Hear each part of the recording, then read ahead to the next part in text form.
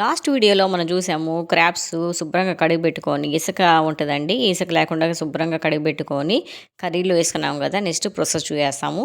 ఏదైతే మసాలా వేసామో మొత్తం క్రాబ్స్కి పట్టేటట్టు 2-3 మినిట్స్ అటు ఇటు తిప్పుకోండి. ఎందుకంటే మన క్రాబ్స్కి మసాలా మొత్తం పట్టాలన్నమాట.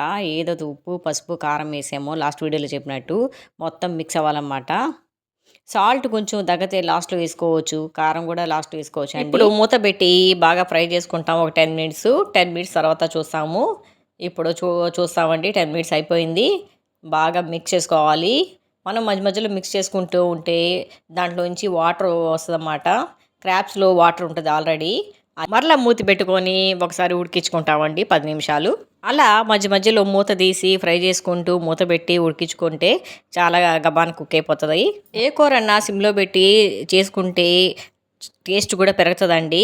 ఈ క్రాబ్స్ మాత్రము అలాగే చేయాలి. సిమ్లో పెట్టి చేసుకోవాలన్నమాట. ఎంతో ఓపికతో చేసుకోవాలి. కానీ చాలా టేస్టీగా ఉంటుందండి. ఇప్పుడు బాగా ఫ్రై అయిపోయినాయి. తగినంత నీళ్ళు పోసుకోవాలి. నేనైతే ఒక గ్లాస్ నీళ్ళు పోస్తున్నాను గ్రేవీ కోసం. నేను ఎందుకని ఒక గ్లాస్ పోస్తున్నానంటే క్రాబ్స్ అనేది షెల్ హార్డ్గా ఉంటుందండి. ఉడికేదానికి పోసానమాట. లాస్ట్లో ఇగురులాగా అయిపోతుంది కూర.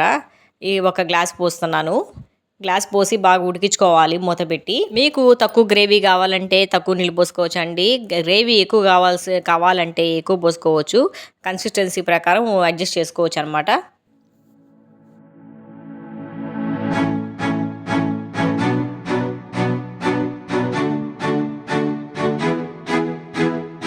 తగినంత ఉప్పు కారం వేస్తున్నానండి. వేసి ఒకసారి బాగా మిక్స్ చేసుకొని మళ్ళీ మూత పెట్టి ఇంకోసారి ఉడికించుకుంటాము.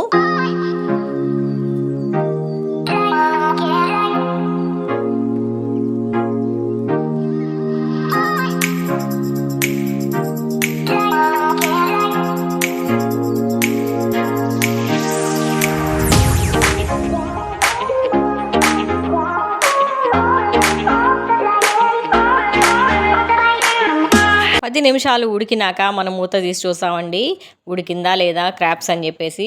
ఆల్మోస్ట్ ఉడికిపోయింది. మనం వేసిన నీళ్ళు చాలా తగ్గిపోయినాయి. ఇప్పుడు మూత మూసి ఒకసారి ఉడికించుకుంటామండి.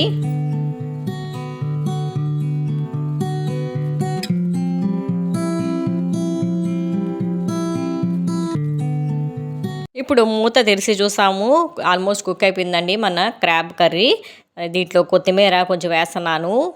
తర్వాత గరం మసాలా వేసి ధనియాల పొడి వేసి అటు ఇటు కలిపెట్టి ఇంకా 2-3 మినిట్స్ ఉడకబెట్టేస్తాను. అయిపోతుందండి. క్రాబ్ కర్రీ రెడీ అయిపోయింది. క్రాబ్కి షెల్ హార్డ్గా ఉంటుందండి. కాబట్టి ½ అవర్ పట్టింది నాకు కుకింగ్ టైము. అంతేనండి, రెడీ అయిపోయింది. టేస్టీ క్రాబ్ ఇగురు అనమాట. సూపర్ టేస్టీగా ఉంటుంది. మీరు కూడా డెఫినెట్గా ట్రై చేయండి. మరి కామెంట్స్లో తెలపండి ఎలా కుదిరిందని. నా ఈ వీడియో నచ్చినట్టు అయితే లైక్ చేయండి, షేర్ చేయండి, సబ్స్క్రైబ్ చేయటం మర్చిపోకండి. Thank you for watching.